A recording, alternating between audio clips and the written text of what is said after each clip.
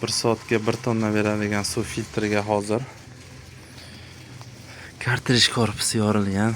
Hozir yamash yo'lini ko'ryapmiz. Lekin garantiya bo'lmaydi bu narsaga. Daz nasos qo'ydik. Mana bu daz nasos antisiklant bilan qo'yiladi. Membranani to'lishini oldini oladi. Keyin bu yoqqa klapan qo'ydik. Qo'shishdan oldin 1 minut suvni отходga chiqarib yuborish uchun. Klientimizni talablariga binoan qilib beryapmiz bu narsalarni.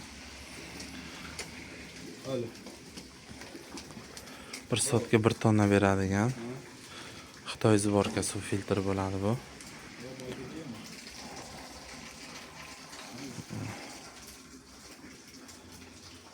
Sammoy uchun o'rnatilgan. Sammoy variant. Ko'chada yomg'ir. Membrana almashtirildi.